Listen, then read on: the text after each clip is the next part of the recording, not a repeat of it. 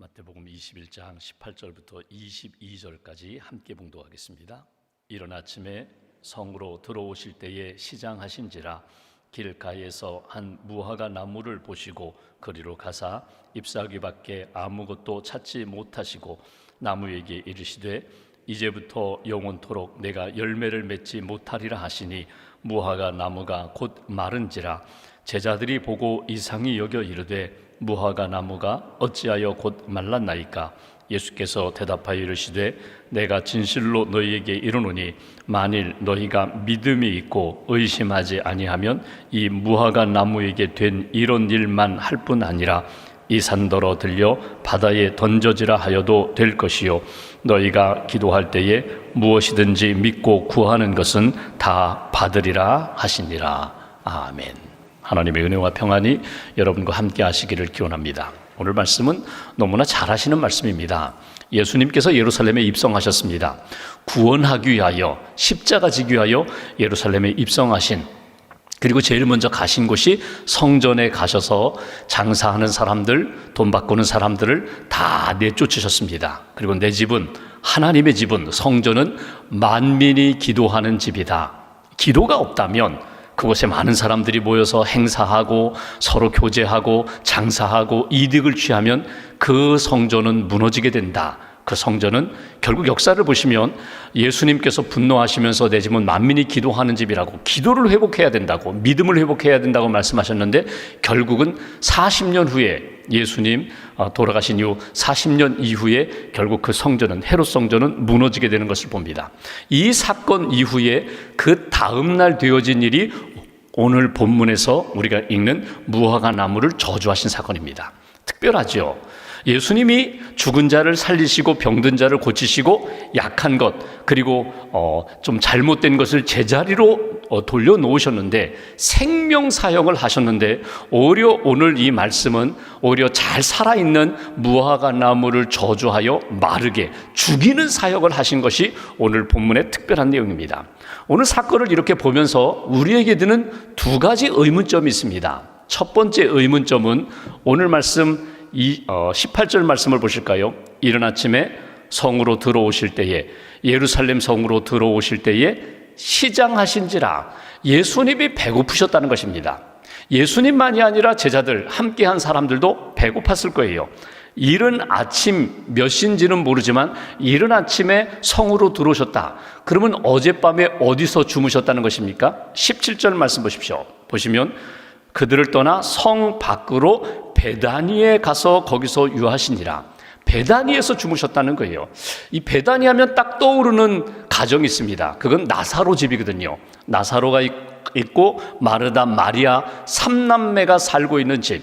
예수님이 갈릴리에서 절기를 지키기 위하여 예루살렘으로 오시면 반드시 머무셨던 곳이 베다니입니다. 예루살렘 성 밖에 있지만 그냥 1시간 정도만 걸어가면 그냥 머물 수 있는 그런 베다니에 살고 있는 그 나사로 집에서 어젯밤 묵으셨다고 우리가 추측할 수가 있습니다.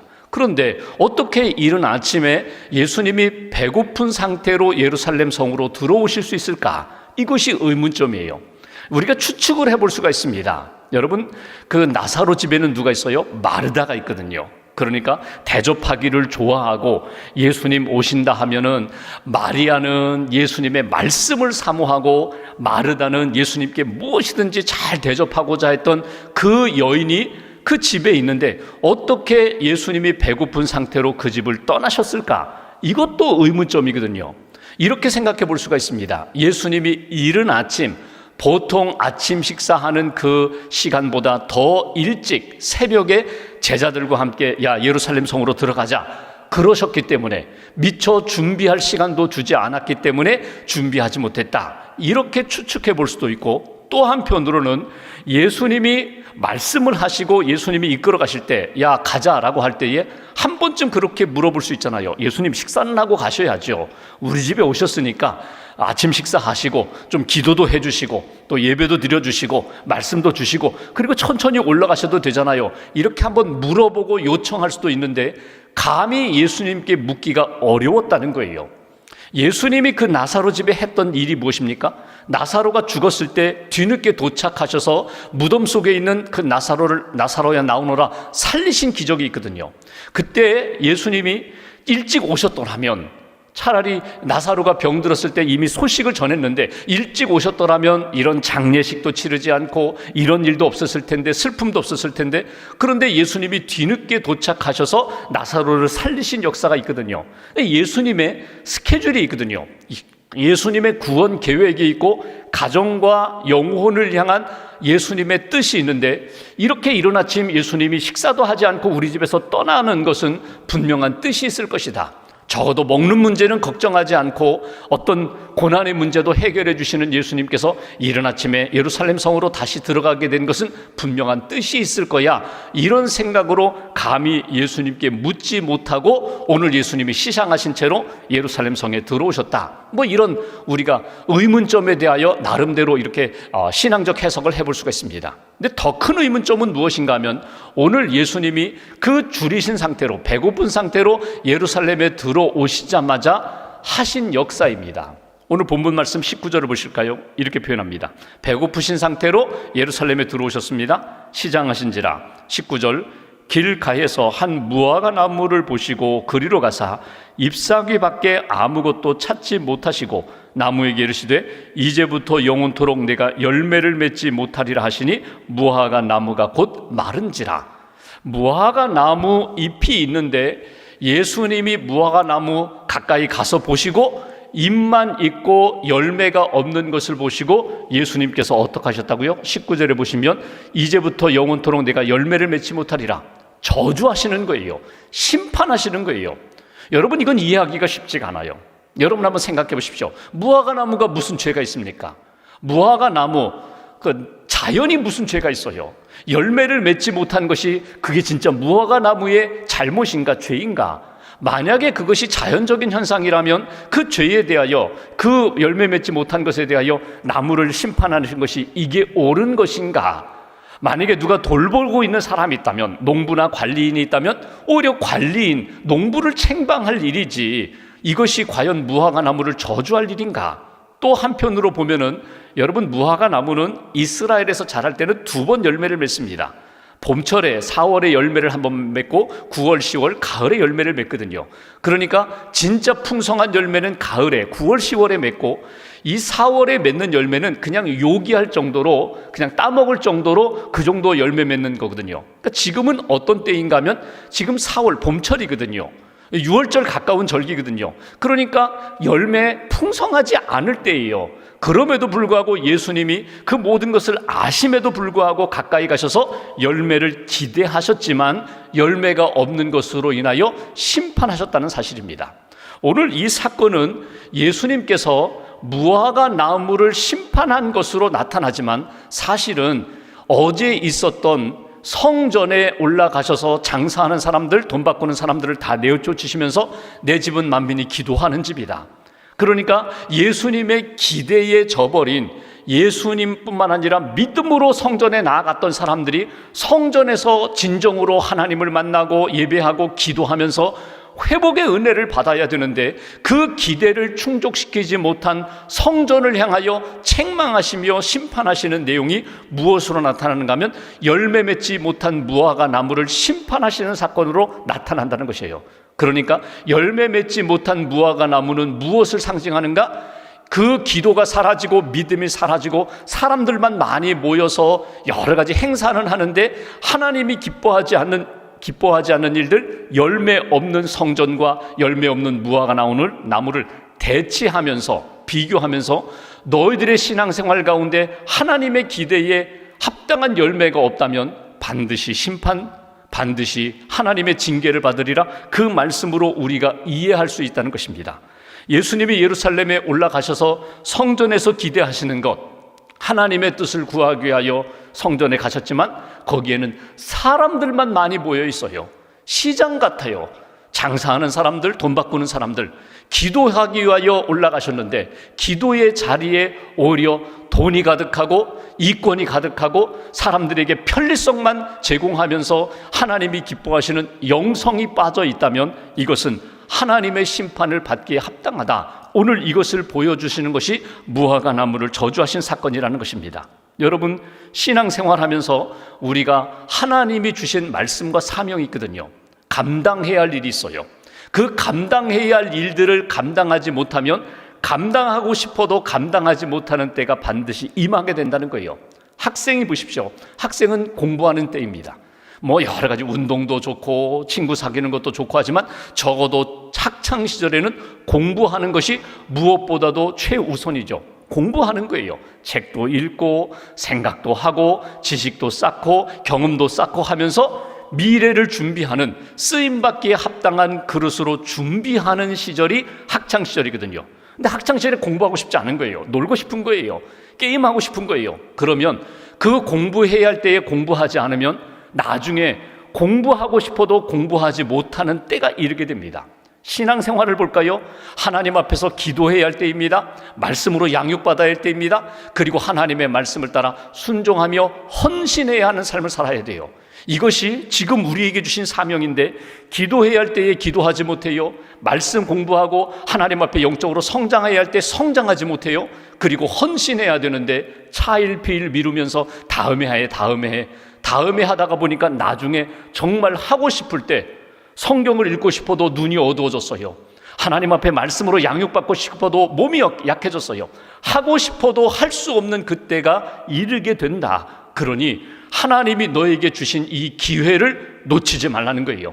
하나님이 마음을 주셨을 때, 하나님이 기회를 주셨을 때, 하나님이 기대하시는 열매가 있을 때 그 기대하는 열매에 합당한 삶을 사는 것, 이것이 오늘 무화과 나무를 저주하시면서 우리에게 주시는 메시지입니다. 여러분, 이 말씀이 성전에 대하여 주신 말씀이기도 하고 우리 각자에게 주신 하나님의 말씀이기도 합니다.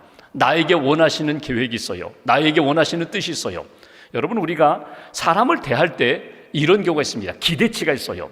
저 사람은 내가 오래 사귀지는 않았지만 저 사람에게는 이런 모습이 있을 거야. 대화를 하고 교제를 하면 이런 교훈과 이런 도움을 받을 수 있을 거야. 저분에게 나의 기도 제목을 이렇게 나누면 저분이 기도해 주실 거야. 나름대로 기대하는 것이 있거든요. 그리고 그분을 만나 교제하고 부탁도 드리고 또 내가 도와드릴 건 없을까요? 또 이렇게 좀 도와주세요라고 했는데 어느 시간에 보니까 나중에 다 보니까 아무것도 안 됐어요. 아니, 내가 기대했던 것은 100은 아니더라도 50 정도라도 기대하면서 서로에게 도움을 주고 서로에게 믿음의 성장을 이루기 위하여 마음을 나누고 신앙을 나누었는데 나중에 보니까 50은 둘째치고 10도 안 돼요. 그러면 여러분 크게 실망하죠. 하나님이 우리를 보실 때도 똑같다고 생각해요. 하나님이 우리에게 많은 은혜를 베풀어 주셨어요. 기회를 주셨어요. 잘못됐을 때 회개할 수 있는 시간도 주셨어요. 은혜의 시간도 주셨어요. 그러면 돌아와야 되는데 이제는 깨닫고, 여러분, 무화과 나무가 심판받는 것 믿음의 사람들, 제자들이 바라보며 예루살렘 성전이 하나님 앞에서 믿음을 잃어버리고 기도를 잃어버릴 때 반드시 심판될 거야. 무화과 나무에 열매가 없으면 이렇게 심판하신 것처럼 내 신앙생활 가운데 하나님의 열매가 없으면 나도 심판하실 거야.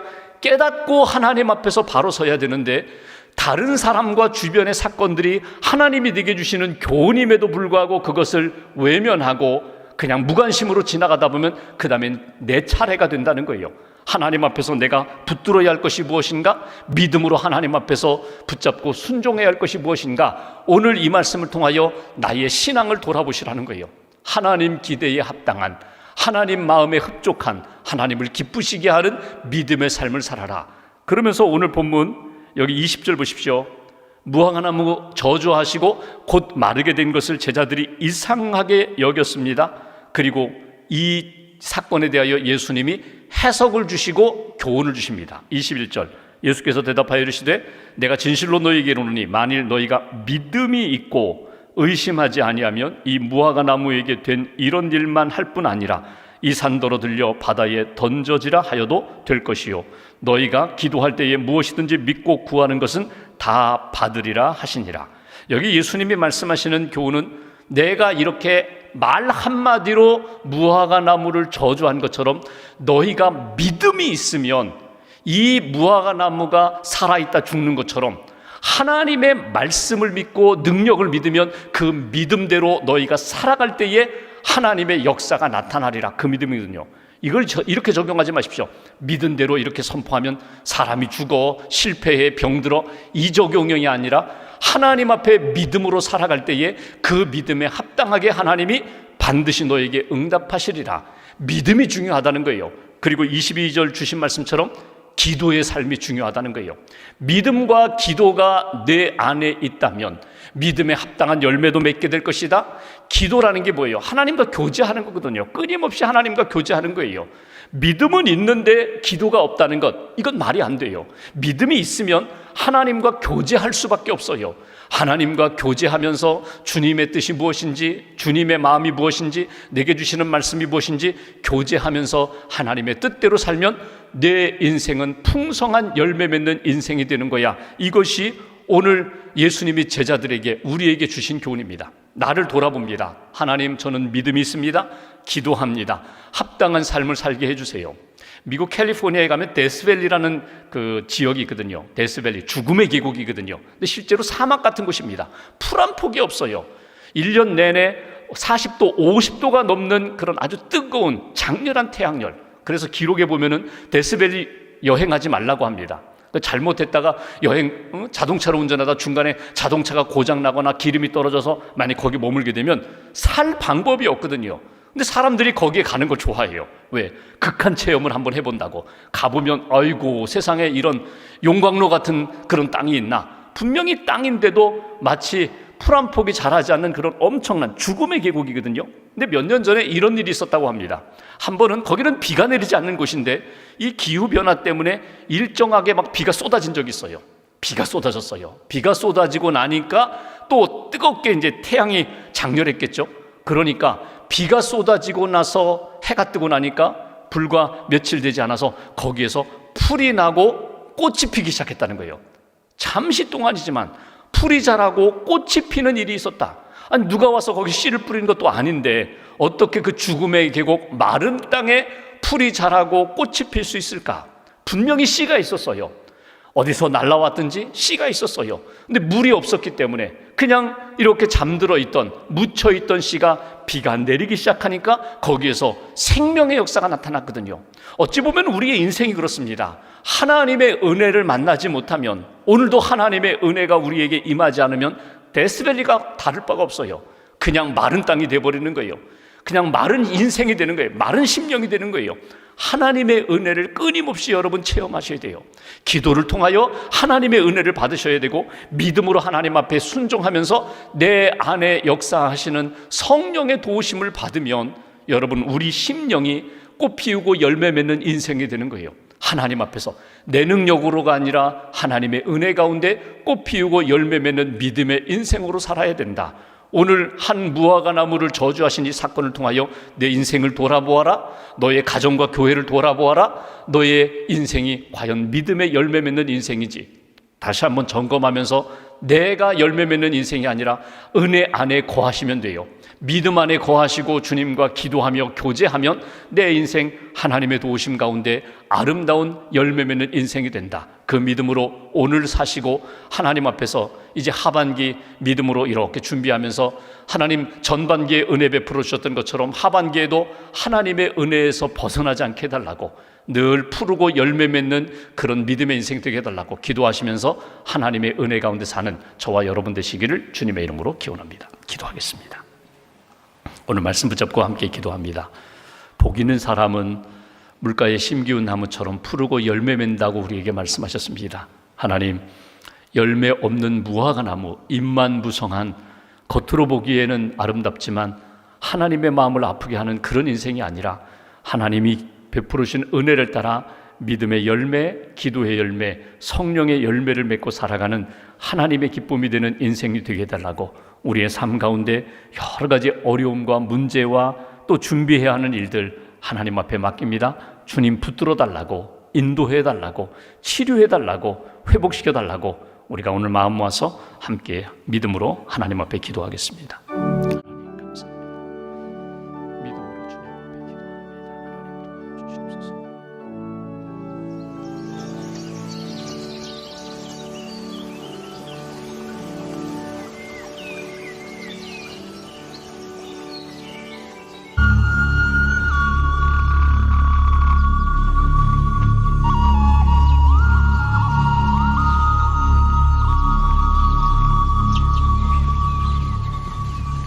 새벽에 성 안으로 들어오시는데 예수께서는 시장하셨다.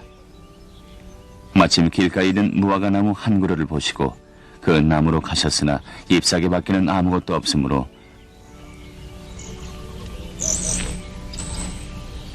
그 나무에게 이제부터 너는 영원히 열매를 맺지 못하리라. 하고 말씀하시자 무화과 나무가 곧 말라버렸다.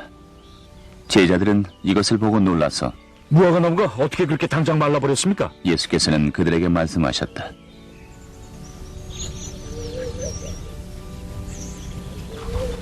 내가 진실로 너희에게 이르노니 만일 너희가 믿음이 있고 의심하지 아니하면 이 무화과 나무에게 된 이런 일만 할 뿐 아니라 이 산더러 들려 바다에 던져지라 하여도 될 것이요. 너희가 기도할 때 무엇이든지 믿고 구하는 것은 다 받으리라.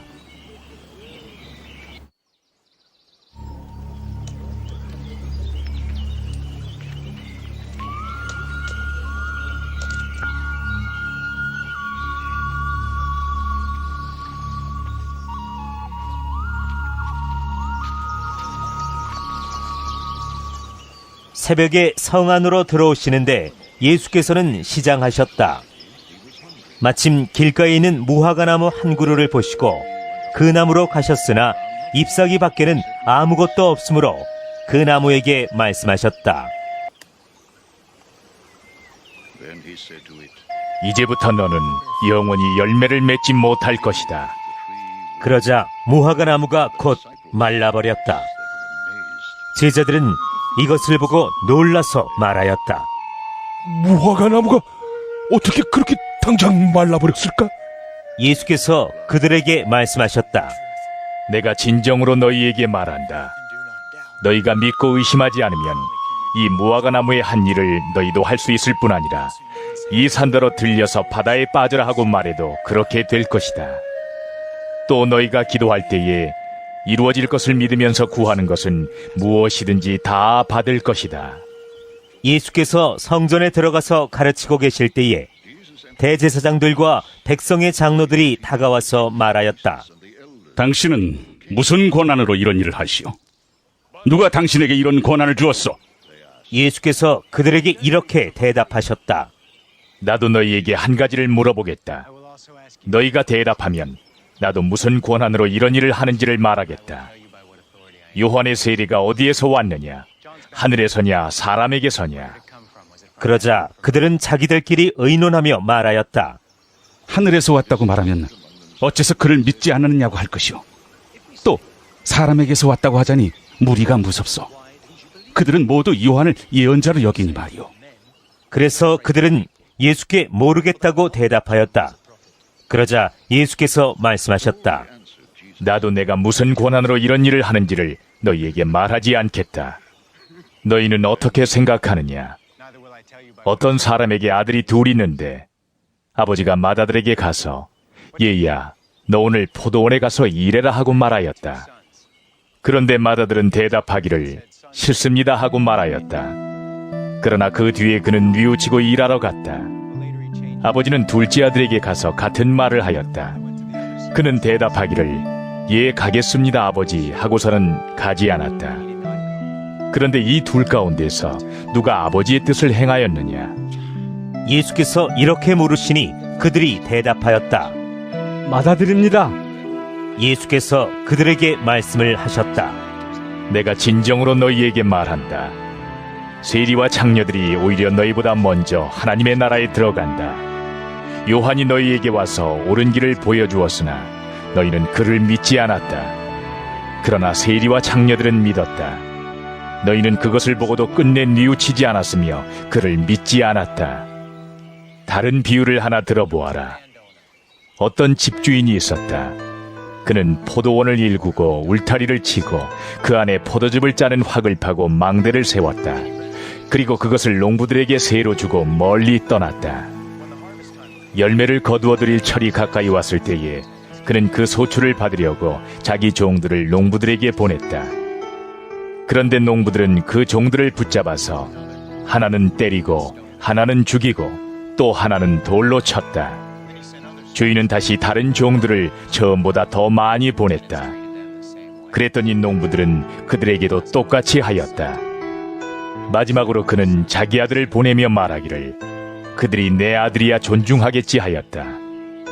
그러나 농부들은 그 아들을 보고 그들끼리 말하였다. 이 사람은 상속자다. 그를 죽이고 그의 유산을 우리가 차지하자. 그러면서 그들은 그를 잡아서 포도원 밖으로 내쫓아 죽였다. 그러니 포도원 주인이 돌아올 때에 그 농부들을 어떻게 하겠느냐? 그들이 예수께 말하였다. 그 악한 자들을 가차없이 죽이고 제때 소출을 바칠 다른 농부들에게 포도원을 맡길 것입니다. 예수께서 그들에게 말씀하셨다. 너희는 성경에서 이런 말씀을 읽어본 일이 없느냐? 집 짓는 사람이 버린 돌이 집 모퉁이의 머릿돌이 되었다. 이것은 주님께서 하신 일이요 우리 눈에는 놀라운 일이다. 그러므로 나는 너희에게 말한다. 하나님께서는 너희에게서 하나님의 나라를 빼앗아서 그 나라의 열매를 맺는 민족에게 주실 것이다. 이 돌 위에 떨어지는 사람은 부스러질 것이요 이 돌이 어떤 사람 위에 떨어지면 그를 가루로 만들어 놓을 것이다. 대제사장들과 바리새파 사람들은 예수의 비유를 듣고서 자기들을 가리켜 하시는 말씀임을 알아채고 그를 잡으려고 하였으나 무리들이 무서워서 그렇게 하지 못하였다.